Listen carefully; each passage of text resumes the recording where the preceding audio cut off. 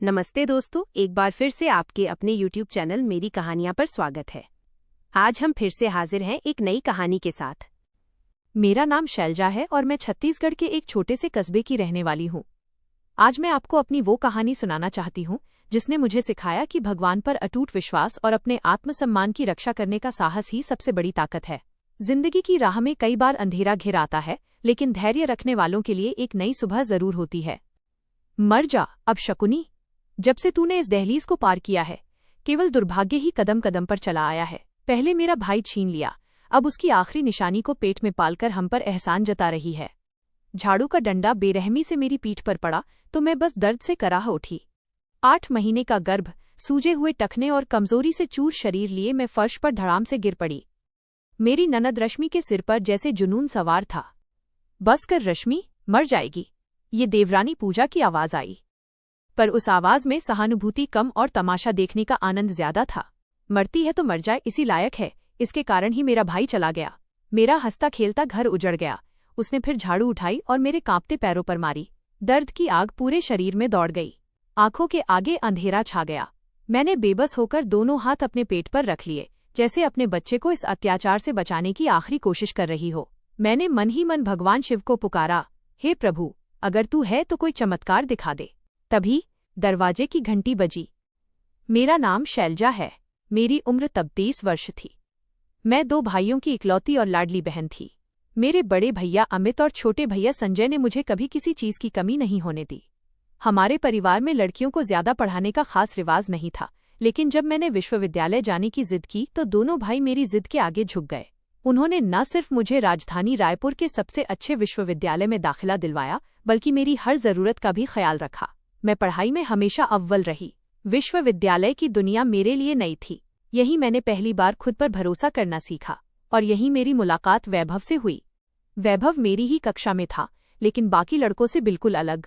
जहां दूसरे लड़के लड़कियों से बात करने के बहाने ढूंढते थे, वहीं वैभव हमेशा नजरें झुकाकर शांति से अपने काम में लगा रहता। वो शहर के एक समृद्ध व्यवसायी परिवार से ताल्लुक रखता था। उसके पिता महेश जी नामी कारोबारी थे, मगर वैभव में जरा भी अहंकार नहीं था। उसकी यही सादगी और शालीनता मुझे भाने लगी। एक दिन उसने मुझे पुस्तकालय के बाहर रोका। शैलजा, मुझे आपसे कुछ कहना है। उसकी आवाज में घबराहट थी। जी कहिए, मैंने भी नजर झुका ली। मैं आपको पसंद करता हूँ और आपसे विवाह करना चाहता हूँ। उसके शब्द मेरे कानों में जैसे पिघला शीशा बनकर उतरते चले गए। मेरा दिल जोर से धड़क उठा। मैं भी उसे पसंद करने लगी थी, मगर अपने परिवार के मूल्य जानती थी। हमारे यहाँ पसंद की शादी को लगभग दोष समझा जाता था। मैं मौन रही और वहां से चली आई। हमारी पढ़ाई पूरी हो गई। वैभव ने अपने पिता का कारोबार संभाल लिया, मगर उसने मुझसे रिश्ता जोड़ने की कोशिश नहीं छोड़ी। वो अक्सर मुझे फोन करता और विवाह के बारे में पूछता, पर मैं हर बार बात टाल देती। मुझे मालूम था कि ये रिश्ता आसान नहीं है। फिर एक दिन वही हुआ जिसका डर था। वैभव अपने पिता महेश जी के साथ मेरे घर रिश्ता लेकर आ गया। बड़े भैया और छोटे भैया, जो मुझ पर जान छिड़कते थे, क्रोध से तमतमा उठे। हमने तुम्हें विश्वविद्यालय इसलिए भेजा था कि तुम वहां ये सब कर सको। बड़े भैया की आवाज में गुस्सा भी था और निराशा भी। तुमने हमारी इज्जत का ख्याल नहीं रखा। भैया विश्वास करें, मैंने कोई गलत कदम नहीं उठाया। मेरी आंखों से आंसू बह निकले। शांत रहो, अब हमारी सुनो। हम इस लड़के से तुम्हारी शादी नहीं करेंगे। मैंने सिर झुका लिया। जो आपका आदेश होगा, मैं आपकी इच्छा के विरुद्ध कभी नहीं जाऊंगी। लेकिन वैभव हार मानने वालों में से नहीं था। महेश जी बार बार मेरे भाइयों से मिलने आते रहे। वैभव भी कई बार हमारे घर आ चुका था। उसके बार बार आने से भाइयों के स्वाभिमान को ठेस पहुंची। आखिरकार एक दिन बड़े भैया तंग आकर बोले, ठीक है, हमें यह रिश्ता मंजूर है। 10 दिनों के भीतर विवाह करके इसे अपने घर ले जाइए। हमारे परिवार की इज्जत इसी में है कि ये जल्दी अपनी नई जिंदगी शुरू करें। यह निर्णय मेरे लिए किसी दुर्घटना से कम नहीं था। एक तरफ वैभव का प्रेम, दूसरी तरफ भाइयों की नाराजगी और विदाई का भय। वैभव बहुत समझदार था। उसने मुझे फोन कर कहा, तुम चिंता मत करो, शादी के बाद मैं तुम्हारे भाइयों को भी मना लूंगा। लेकिन मैं जानती थी मेरे भाई अपने स्वाभिमान पर अडिग हैं। सादगी से हुई शादी मेरे दिल पर बोझ बन गई। मंत्रों की गूंज के बीच जब मैंने हाँ कहा तो अपनी ही आवाज मुझे अजनबी लगी। मेरे पास न माँ थी न कोई सखी, सिर्फ 2 भाई कठोर चेहरों के साथ, जैसे किसी शोक सभा में खड़े हों। वैभव का चेहरा खुशी से दमक रहा था, मगर मेरी हालत देखकर उसकी मुस्कान में भी कसक थी। मैं उम्मीद कर रही थी शायद जाते जाते मेरे भाई एक बार मेरे सिर पे हाथ रख दें, एक बार गले लगा लें, पर ऐसा कुछ नहीं हुआ। उन्होंने कहा, आज के बाद इस घर के दरवाजे तुम्हारे लिए सदा के लिए बंद हैं। शैलजा, जिस घर में जा रही हो पीछे मुड़कर कभी मत देखना। भाई के ये शब्द तेज खंजर की तरह मेरे हृदय से होकर गुजरे। मैं भीतर ही भीतर टूट गई। जिस आंगन में पली बढ़ी थी, आज वहीं अपने आप को अजनबी पाया। कार में बैठते ही मैं फूट फूट कर रो पड़ी। वैभव ने धीरे से मेरा हाथ थामा। शैलजा, मेरी तरफ देखो। उसकी आवाज में इतना प्रेम और अपनापन था कि मैंने रोते रोते उसकी ओर देखा। मैं जानता हूं ये बहुत कठिन है, पर वादा करता हूं तुम्हारा साथ कभी नहीं छोड़ूंगा। मैं तुम्हारे भाइयों से भी क्षमा मांगूंगा, उन्हें मना लूंगा। एक दिन वही लोग तुम्हें अपने हाथों से विदा करके हमारे घर तक छोड़ने आएंगे। उसके शब्दों में मरहम था, मगर मेरे घाव बहुत गहरे थे। वैभव का घर किसी हवेली से कम नहीं था, चारों ओर वैभव और ऐश्वर्य। मगर जैसे ही मैंने दहलीज पार की, एक अजीब सी अजनबियत और शीतलता की हवा ने मुझे घेर लिया। सामने सोफे पर मध्यम आयु की एक महिला बैठी थी, वैभव की मां सरोज, जिनके चेहरे पर मेरी नापसंदगी साफ झलक रही थी। उनके पास जवान लड़की, शायद वैभव की बहन रश्मि, और एक तरफ उनकी देवरानी पूजा खड़ी थी। किसी के चेहरे पर नई वधू के आने की प्रसन्नता नहीं थी।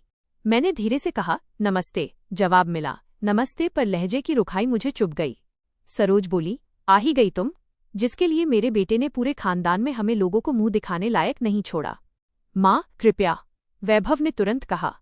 ये शैलजा है, मेरी पत्नी और इस घर की इज्जत। आशा है आप सब इन्हें वो सम्मान देंगे जिसकी ये हकदार हैं।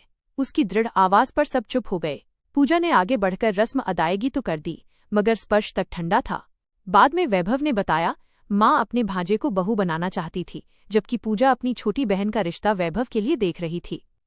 मेरे आने से उनके सारे इरादे ध्वस्त हो गए थे। विवाह के आरंभिक दिन विचित्र थे। वैभव के सामने सबका व्यवहार मेरे प्रति सामान्य रहता, मगर जैसे ही वो कार्यालय के लिए निकलते, मुझे लगता जैसे किसी कारागार में हूं। सास और ननद हर बात पर ताने कसती। पूजा भी साथ देती, अक्सर कहती, देखो, मध्यम वर्गीय घर की लड़की, जैसे कोई खजाना मिल गया हो। मैं मौन रहकर सब सहती रही। मेरे पास वैभव के अलावा कोई नहीं था जिससे मैं मन की बात कह पाती। जब वैभव को मेरी उदासी का आभास हुआ, उसने एक रात मेरा हाथ थामकर पूछा, तुम दिन भर घर में अकेली पड़ जाती हो ना?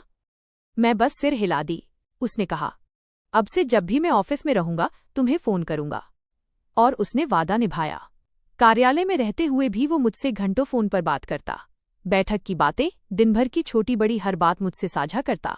उसके प्रेम ने मेरे भय और चिंताएं धीरे धीरे धो दीं। मुझे लगने लगा, अगर वैभव साथ है तो मुझे और किसी की आवश्यकता नहीं। मैं संसार की सबसे भाग्यशाली लड़की हूं जिसे इतना प्रेम करने वाला पति मिला। मैंने सास और ननद का दिल जीतने की पूरी कोशिश की। उनकी हर बात मानी, हर आदेश पर सिर झुकाया, लेकिन उनके हृदयों में जमी बर्फ पिघल न सकी। फिर एक सुबह हमारी जिंदगी में नई खुशी आई। तबीयत खराब थी तो वैभव ने जबरदस्ती मुझे चिकित्सक के पास ले गया। जांच के बाद डॉक्टर ने बताया, हम माता पिता बनने वाले हैं। वैभव की प्रसन्नता का ठिकाना न रहा। उसकी आंखों में खुशी के आंसू झिलमिलाए। अस्पताल से निकलते ही उसने मेरा हाथ चूमा। शैलजा, तुमने मुझे संसार की सबसे बड़ी खुशी दी है। रास्ते में मिठाई ली और मुस्कुराते हुए घर पहुंचे। माँ, पिताजी, रश्मि, पूजा सब कहाँ हैं? मैं आप सबके लिए शुभ सूचना लाया हूँ। सब लोग बैठक कक्ष में एकत्र हो गए। वैभव ने मिठाई का डिब्बा माँ के सामने रखा। माँ, आप दादी बनने वाली हैं। यह सुनकर सबके चेहरे पर एक अजीब सी मौन उतर आई। पूजा, रश्मि और सास तीनों के चेहरे उतर गए। सास ने बिना कोई प्रतिक्रिया दिए मुंह फेर लिया। सिर्फ मेरे ससुर महेश जी ने आगे बढ़कर वैभव को गले लगाया और मेरे सिर पर हाथ रखकर आशीर्वाद दिया। उसी क्षण मुझे गहराई से एहसास हुआ, इस घर में वैभव और उनके पिता के अलावा कोई भी मेरी और मेरे आने वाले शिशु की खुशी में सहभागी नहीं था। मेरा गर्भ लगभग 2 महीने पार कर चुका था। इन दिनों घर के वातावरण में बारीक सा परिवर्तन आया। पूजा, जिनका रवैया पहले कठोर था, अब थोड़ी नरमी दिखाने लगी। उनकी बहन की शादी किसी और जगह तय हो गई थी शायद, इसलिए उनके मन में मेरे प्रति दूरी कुछ कम हुई। वे कभी कभी पास आकर बैठती, मेरी तबीयत पूछती, खाने पीने का ख्याल रखती। एक दिन वे मेरे लिए दूध का गिलास लाईं। शैलजा, अपना ख्याल रखना। इस हालत में ज्यादा सोचना ठीक नहीं। मैंने धन्यवाद कहा, मगर हृदय में एक दूरी फिर भी बनी रही। जहां पूजा के व्यवहार में हल्की नरमी आई, वहीं सास का लहजा दिन ब दिन और कटु होता गया। उन्हें मेरा अस्तित्व ही खटकता था। जब से ये अभागिन आई है, घर में हर कोई बीमार रहने लगा है, वो ऊंची आवाज में कहती। न जाने किसका बच्चा पेट में पाल रही है, मेरे बेटे को तो खा ही गई है। उनकी बातें मेरे हृदय में बाण की तरह लगतीं। मैं चुपचाप अपने कक्ष में जाकर रोती रहती। वैभव मेरे आंसू भांप लेते, मेरी म्लान आंखें सब कह देतीं। एक संध्या जब सास ने मुझे सबके सामने झिड़क दिया तो वैभव से सहा नहीं गया। माँ, आप शैलजा से इस तरह क्यों बात करती हैं? वो इस घर की बहू है और मेरे बच्चे की माँ बनने वाली है। इस हालत में उसे प्रसन्न रखना चाहिए। आपकी बातें उसे पीड़ा देती हैं। सास ने व्यंग्य में कहा। वाह, अब पत्नी के आते ही माँ बुरी लगने लगी। वैभव ने दृढ़ स्वर में कहा, गलत गलत ही होता है माँ। शैलजा मेरी जिम्मेदारी है, मैं उसके साथ अन्याय नहीं सहूंगा। उनका ये स्पष्ट जवाब सबको मौन कर गया।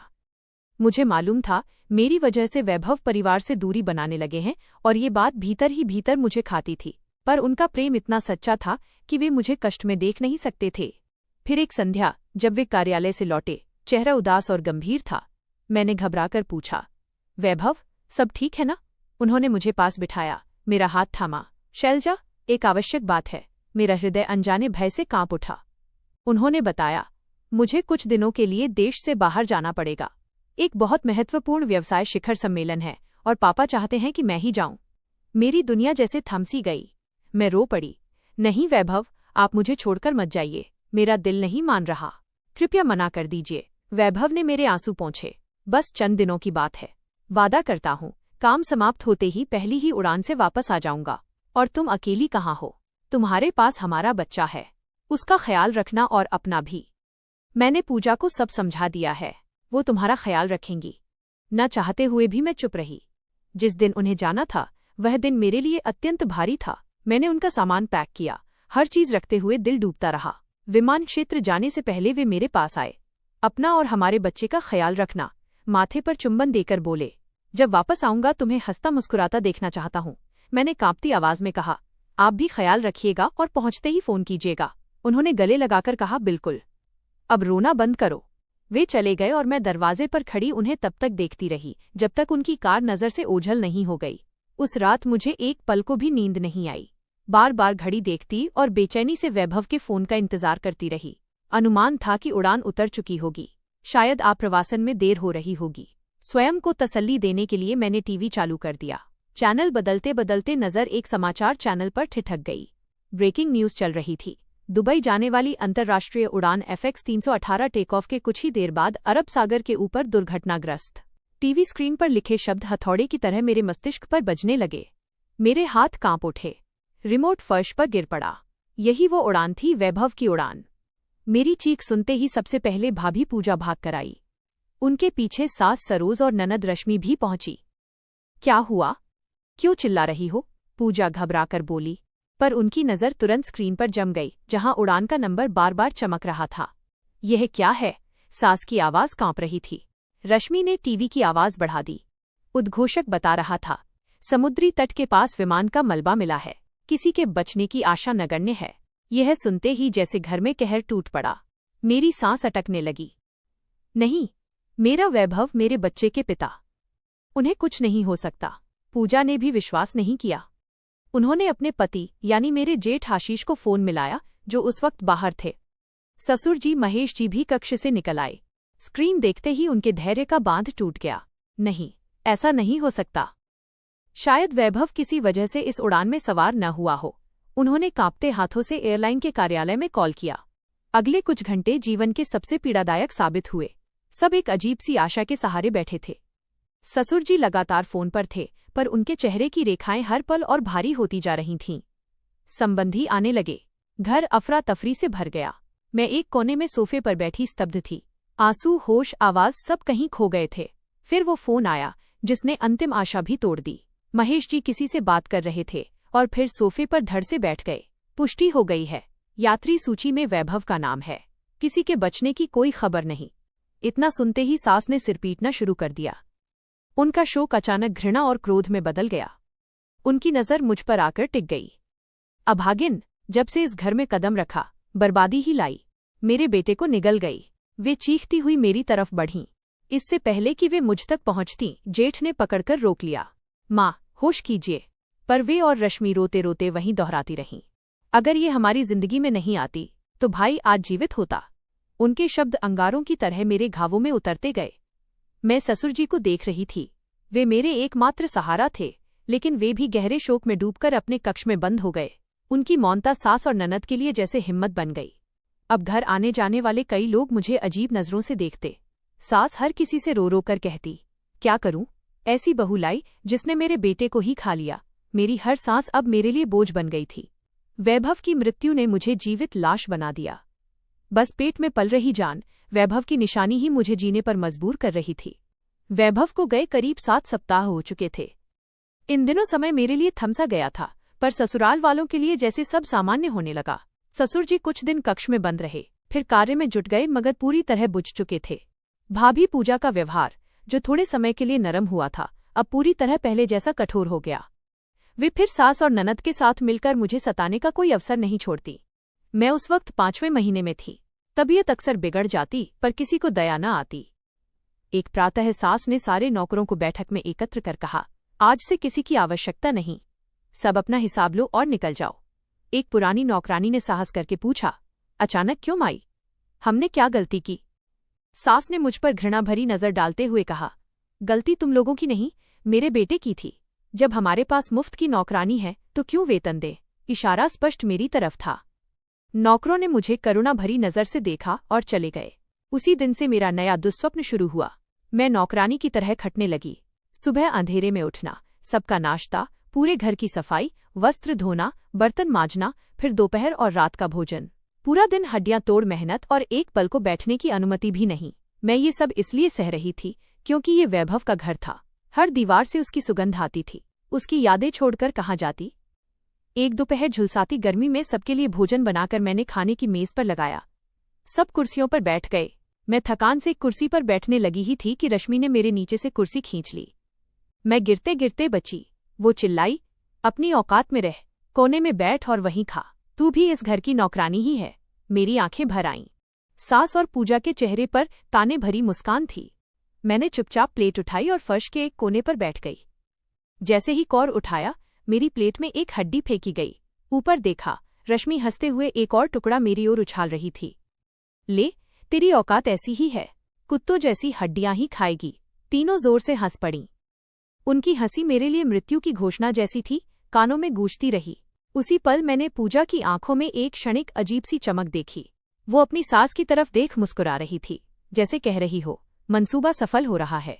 वो नजर एक पल को ही थी, मगर मेरे भीतर संदेह के बीज बो गई। क्या ये सब सिर्फ घृणा है या इसके पीछे कोई गहरा उद्देश्य? उस रात मैं कक्ष में फर्श पर बैठकर बहुत रोई। सास, ननद और भाभी की हंसी कानों में गूंज रही थी। मेरी प्लेट की हड्डियां, मेरी असहायता और उनके अत्याचार का सबूत बनकर सामने पड़ी थीं। भाइयों को याद किया, उनके तिरस्कार को याद किया, और वैभव के आखिरी शब्द, जब वापस आऊंगा तुम्हें हंसता मुस्कुराता देखना चाहता हूं। लगा जैसे इस संसार के सारे द्वार बंद हो चुके हैं, बस एक द्वार खुला है, भगवान का। मैं स्नान कर आई, एक छोटा सा दिया जलाया और पूजा के लिए बैठ गई। ध्यान में डूबी, मन की सारी उलझनें भगवान के चरणों में धर दीं। हे प्रभु, तू ही संहारक और रक्षक है। अब मुझमें सहने की शक्ति नहीं, मुझे मार्ग दिखा। अगर मेरे जीवन में भलाई शेष नहीं तो मुझे उठा ले, पर मेरे निर्दोष शिशु को बचा ले। यह वैभव की निशानी है, इसे इन अत्याचारी लोगों पर न छोड़। उस रात मैंने अपना सारा दुख भगवान के सामने उड़ेल दिया। कई महीनों बाद एक अजीब सा सुकून महसूस हुआ। विश्वास हुआ ये प्रार्थना सुनी जाएगी। इसके बाद मेरी दिनचर्या निश्चित हो गई। दिन भर पशुओं की तरह काम और रात का अंतिम पहर सिर्फ पूजा और ध्यान के लिए। उसी साधना ने मुझे भीतर से थामे रखा। 3 महीने और बीत गए। अब मेरा गर्भ 8वें महीने के अंतिम पड़ाव पर था। झुककर काम करना लगभग असंभव, मगर किसी को दया न आती। इसी बीच मैंने पूजा और उनके पति, मेरे जेठ आशीष के व्यवहार में एक परिवर्तन नोट किया। वे मुझे यातना देने से ज्यादा किसी और चीज में व्यस्त दिखते। एक रात जल लेने रसोई जा रही थी, तब मैंने आशीष को फोन पर धीमे कहते सुना, चिंता मत करो, पापा से कागजात पर हस्ताक्षर करवा लिए हैं। वैभव की हिस्सेदारी की संपत्ति अब हमारे नाम है। बस ये लड़की किसी तरह यहां से चली जाए, बाकी काम भी हो जाएगा। मेरे कदम वहीं जम गए। अब समझ में आ गया असली मकसद क्या है। वे मुझे हर हाल में घर से निकालना चाहते हैं। ये सब सिर्फ घृणा नहीं, ये लोभ है। वे मेरे पति की संपत्ति हथियाना चाहते हैं, और मैं और मेरा होने वाला बच्चा उनके रास्ते की सबसे बड़ी बाधा है। ये सच मेरे भीतर तक हिला गया। यह लोग संपत्ति के लिए किसी भी सीमा तक जा सकते हैं। अगर मेरा बच्चा जन्म लेता जो वैभव का कानूनी उत्तराधिकारी होता, तो क्या ये लोग उसे हानि पहुंचाने से भी पीछे हटते? ये सोच मेरी आत्मा तक को पिघला देने के लिए काफी थी। अब हर कदम फूंक फूंक कर रखती, हर कौर सोच समझ कर खाती। उनके चेहरे तक से भय लगने लगा। बस अब गिनती के दिन बचे थे। एक दिन सास पास से गुजरते हुए जहर उगल गई। एक बार ये बोझ उतर जाए, फिर देखना तू और तेरी निशानी इस घर में नहीं रहोगी। उनकी धमकी स्पष्ट थी। वो मेरे बच्चे के जन्म का इंतजार कर रही थीं, ताकि मुझे धक्का देकर अपने इरादे पूरे कर सकें। अब मेरी प्रार्थनाओं में और तीव्रता आ गई। हे भगवान, बच्चे के आने से पहले कोई चमत्कार कर। अंतिम महीना प्रलय जैसा था। रातों को मैं कक्ष का दरवाजा भीतर से कुर्सी अटकाकर बंद करती। भय था कि ये लोग किसी भी सीमा तक जा सकते हैं। उनकी बेचैनी स्पष्ट दिखती। वे चाहते थे कि मैं जल्द से जल्द इस घर से निकल जाऊं, पर मेरी इज्जत और मेरा बच्चा उनके रास्ते में दीवार बने हुए थे। एक दिन आशीष कुछ कागज लेकर आया। शैलजा, ये वैभव के कुछ बैंक खातों के दस्तावेज हैं। बंद करवाने के लिए तुम्हारे हस्ताक्षर चाहिए। यहाँ साइन कर दो। लहजा बनावटी नर्म था। मैंने कागज देखे, दिल धक से रह गया। बिना पढ़े किसी कागज पर हस्ताक्षर नहीं करूंगी, हिम्मत करके कह दिया। नहीं। मेरे इतना कहते ही उसके चेहरे का रंग बदल गया। मतलब हम पर शक कर रही हो? मैंने शांत स्वर में कहा। मैं अपना अधिकार इस्तेमाल कर रही हूं। इतने में सास भी आ गईं। मैं तो पहले दिन से कह रही थी, ये बहुत चालाक है। इसके निशाने हमारी दौलत पर हैं। आशीष ने कड़क कर कहा, हस्ताक्षर करो। वरना क्या? मैंने भी हिम्मत बटोरी। वरना क्या? यह संपत्ति मेरे पति की है और पहला अधिकार मेरे बच्चे का है। मैं इसे किसी लालची के हवाले नहीं करूंगी। जैसे ही ये शब्द निकले, घर में जैसे आग लग गई। पूजा और रश्मि भी आ गईं। रश्मि का चेहरा क्रोध से लाल। तेरी हिम्मत कैसे हुई मेरे भाई पर आरोप लगाने की? सास ने इशारा किया। रश्मि ने बड़ा झाड़ू उठा लिया। आज मैं तेरा सारा अभिमान मिट्टी में मिला दूंगी। मैं पीछे हटती रही। भगवान के लिए ऐसा मत करो, मेरे बच्चे को कुछ हो जाएगा। मैं रोकर विनती करती रही, पर उनके सिर पर खून सवार था। पहला वार मेरी पीठ पर पड़ा। दर्द बिजली की तरह दौड़ गया। मैं फर्श पर गिर पड़ी। दोनों हाथ से पेट ढांप लिया। वे रुकी नहीं, एक के बाद एक वार। सास और पूजा तमाशा देख रही थीं, चेहरों पर शैतानी मुस्कान। आशीष मौन खड़ा, सब देख रहा था। मेरी चीखें उस बड़े से घर में घुटकर रह गईं। लगा, आज मैं और मेरा बच्चा दोनों नहीं बचेंगे। तभी अचानक हवेली का मुख्य दरवाजा धमाके के साथ खुला, जैसे किसी ने लात मारकर तोड़ दिया हो। एक गर्जन थी, कड़कती आवाज पूरे घर में गूंजी। कक्ष में सन्नाटा छा गया। रश्मि का उठा हुआ हाथ हवा में थम गया। सब डरते हुए दरवाजे की तरफ देखने लगे। मैं भी आंसुओं से धुंधली आंखों से देख रही थी। दहलीज पर बाहर की रोशनी में एक लंबा, मजबूत साया क्रोध से कांपता हुआ धीरे धीरे भीतर दाखिल हुआ। वो साया कक्ष में कदम दर कदम आगे बढ़ा। जेठ आशीष की आवाज भय से कांप गई। कौन है? जैसे ही चेहरा रोशनी में आया, सबकी चीख निकल गई। रश्मि के हाथ से झाड़ू छूटकर गिर पड़ी। सरोज ने मुंह पर हाथ रख लिया।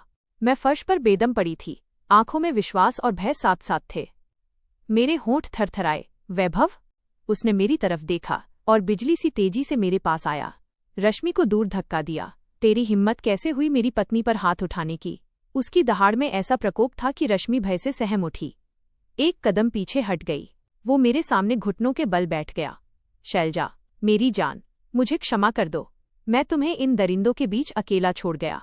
उसकी आंखों में वही प्रेम था जिसके लिए मैं महीनों से तड़प रही थी। मैंने कांपते हाथों से उसका चेहरा छुआ। आप सच में वापस आ गए? उसने मुझे अपने सीने से लगा लिया। हाँ शैलजा, मैं आ गया हूं। अब तुम्हें कोई कष्ट नहीं देगा। सरोज रोती बिलखती हुई आगे बढ़ी। वैभव, बेटा, तू जीवित है। भगवान का लाख लाख शुक्र। उसने हाथ उठाकर रोक दिया। दूर रहिए। माँ कहलाने का अधिकार आपने खो दिया है। आज आप सब मेरे अपराधी हैं। उसने सबको नजरअंदाज किया और मेरा सिर अपने कंधे पर टिका दिया। शैलजा, अब कुछ नहीं होगा। बस सांस लो। मैं हूं ना। उसने मेरे माथे को प्रेम से चूमा। पूजा ने डरते डरते पूछा, पर आपकी तो मृत्यु हो चुकी थी। जहाज तो समुद्र में गिर गया था। वैभव ने मेरी पीठ पर पकड़ मजबूत करते हुए कहा, हाँ, विमान दुर्घटनाग्रस्त हुआ था। उड़ान से ठीक पहले मैंने अपनी सीट बदलकर आपातकालीन निकास के पास ले ली थी।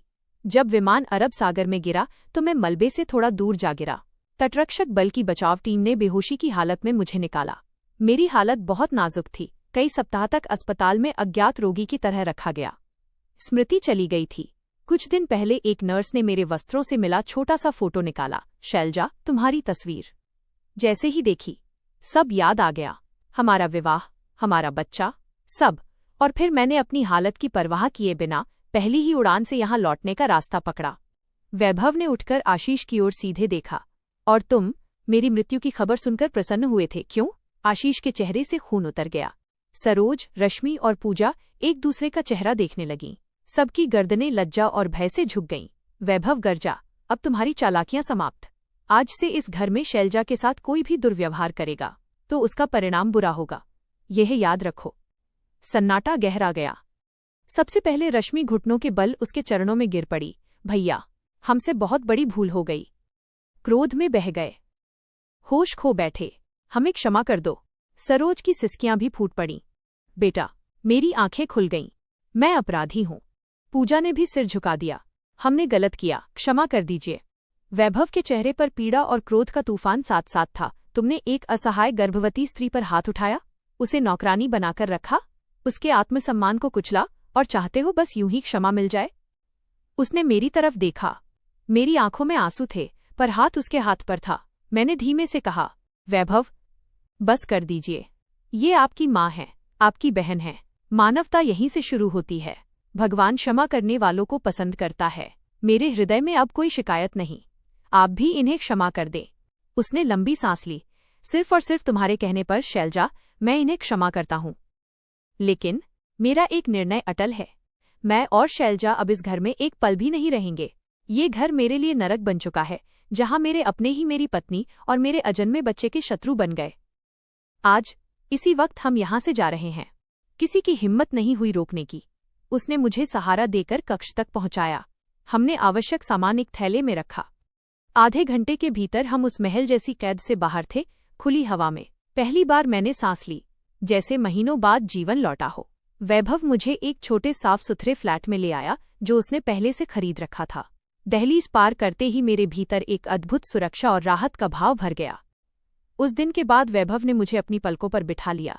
वो स्वयं मेरे लिए भोजन बनाता, मेरे पैरों की मालिश करता, घंटों बातें करता, ताकि मैं बुरी यादों से निकल सकूं। कुछ ही दिनों बाद ईश्वर ने हमें अपनी सबसे बड़ी कृपा दी। हमारे यहाँ एक प्यारे पुत्र का जन्म हुआ। वैभव की प्रसन्नता का ठिकाना न रहा। उसने पूरे अस्पताल में मिठाई बांटी। जब उसने पहली बार अपने पुत्र को गोद में लिया, उसकी आंखें खुशी से भर आईं। ये बिल्कुल तुम्हारी तरह है शैलजा, उसने मेरे माथे को चूमते हुए कहा। अब तो हमारी खुशियां पूरी हो गईं। लगभग 8 दिन बाद वैभव अकेले मेरे भाइयों के घर गए। मैंने बहुत रोका, भय था कि वे उन्हें अपमानित करेंगे, पर वो नहीं माने। उन्होंने शुरू से अंत तक सब कुछ बताया, कैसे मेरे साथ ससुराल में अत्याचार हुए और मैंने किस तरह सब सहा। कुछ ही दिनों में मेरे दोनों भाई फूल और मिठाइयां लेकर हमारे घर आए। मुझे विश्वास नहीं हुआ। वे मुझे गले लगाकर फूट फूट कर रो पड़े। परी, हमने तुम्हें गलत लोगों के भरोसे छोड़कर बहुत बड़ी गलती की। हम तुम्हारे अपराधी हैं। नहीं भैया, ऐसा मत कहिए, मैंने उनके आंसू पोंछे। उस दिन हमारे सारे गिले शिकवे धुल गए। उन्होंने मान लिया, पसंद का विवाह अपराध नहीं होता, असली बात इंसान की अच्छाई है। हमारी नई जिंदगी को धीरे धीरे 12 महीने पूरे हो गए। उस 1 वर्ष में वैभव ने मुझे वो खुशियां दी जिनका मैंने कभी स्वप्न भी नहीं देखा था। हमारा छोटा सा घर प्रेम और शांति से भर गया। हमने अपने पुत्र का नाम आरव रखा, क्योंकि वो हमारी कठिन परीक्षाओं के बाद मिला वरदान था। आरव की किलकारियां हमारे घर की रौनक बन गईं। मेरे भाई अक्सर मिलने आने लगे। आरव को देखकर उनकी आंखें चमक उठतीं। दूसरी ओर वैभव ने अपने मायके वालों से संबंध पूरी तरह नहीं तोड़े, मगर दूरी बनाए रखी। वो महीने में 1 बार जाकर मिलता, पर मुझे और आरव को साथ नहीं ले जाता। हृदय में कहीं भय बाकी था। उधर से कभी कभी फोन आता। वे मुझसे और बच्चे से बात करना चाहते। मैं शिष्टता से बात करती, पर वैभव हमें उनके निकट नहीं आने देता था। आरव के पहले जन्मदिन से कुछ दिन पहले सास सरोज का फोन आया। वे रो रही थीं। बेटा वैभव, हम तुम दोनों के बहुत बड़े अपराधी हैं। हमारे पास सब कुछ है, पर शांति नहीं। मैं अपने पोते को एक बार गले से लगाना चाहती हूँ। क्या मेरी ये इच्छा पूरी नहीं हो सकती? उस दिन वैभव देर तक चुपचाप बैठे रहे। रात को उन्होंने मुझसे पूछा, शैलजा, माँ फोन पर रो रही थीं। वो आरव से मिलना चाहती हैं। क्या हमें उन्हें यहाँ बुलाना चाहिए? मेरा हृदय अब भी पूरी तरह विश्वास करने से हिचक रहा था, पर मैंने उसका हाथ थामकर कहा, रिश्ते यूं अचानक समाप्त करने से कुछ प्राप्त नहीं होता।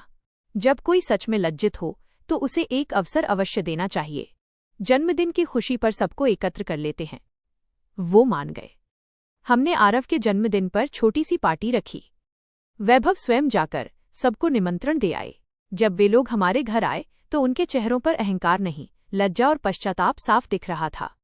सास सरोज ने आगे बढ़कर आरव को गोद में उठाया और फूट फूट कर रो पड़ी।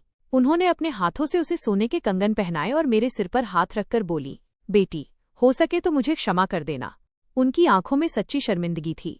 रश्मि, पूजा और आशीष, सबने हम दोनों से क्षमा मांगी। हमने पुराने गीले शिकवे भूलकर उन्हें क्षमा कर दिया। उसके बाद संबंध बेहतर होने लगे, लेकिन वैभव फिर भी सतर्क रहे। वे लोग अक्सर हमारे घर मिलने आते, अपने पोते के साथ समय बिताकर लौट जाते। एक रात जब सब अतिथि जा चुके थे और आरव हमारे बीच मीठी नींद सो रहा था, वैभव ने मेरा हाथ थामा। आज भी जब वो दिन याद करता हूं तो सिहर उठता हूं, जिस दिन मैं लौटा था और रश्मि तुम्हें मार रही थी। अगर मैं कुछ मिनट देर से पहुंचता तो न जाने क्या हो जाता। ईश्वर ने वाकई हम पर दया की। मैंने मुस्कुराकर उसका हाथ थामा। हाँ, अब मैं अपने जीवन से संतुष्ट और शांत हूं, क्योंकि मेरा नाता भगवान से गहरा हो गया है। मैंने सीख लिया है, मुश्किल आए तो संसार के आगे रोने की बजाय भगवान के आगे झुकना। हर कठिनाई में मैंने उसी से सहायता मांगी और उसने हर बार मार्ग बना दिया। मेरे जीवन में पहला सहारा मेरे प्रभु हैं और दूसरा मेरा वैभव। मुझे और क्या चाहिए। बाहर रात की गहराई थी, मगर हमारे छोटे से घर में प्रेम और शांति की ज्योति फैली हुई थी। हमने एक दूसरे का साथ देकर हर तूफान पार किया और अब हमारी मंजिल सिर्फ खुशियां थीं। सीख, भगवान अपने भक्तों की परीक्षा अवश्य लेते हैं, मगर धैर्य और विश्वास रखने वालों को कभी अकेला नहीं छोड़ते। कठिन समय में मनुष्यों से आशा बांधने से बेहतर है सच्चे हृदय से ईश्वर पर भरोसा करना। वो ऐसे मार्ग खोल देते हैं जिनका अनुमान मनुष्य नहीं लगा सकता। जीवन की सबसे गहरी सीख यही है, अपने आत्मसम्मान की रक्षा करो, दया और क्षमा का हाथ बढ़ाओ और ईश्वर पर अटूट विश्वास रखो। प्रत्येक संघर्ष के पीछे एक गहरी योजना छिपी होती है जो आपको और मजबूत बनाती है। दोस्तों, मेरी कहानियाँ चैनल की वीडियो कैसी लगी? कमेंट करके जरूर बताएं। वीडियो को लाइक और चैनल को सब्सक्राइब जरूर करें।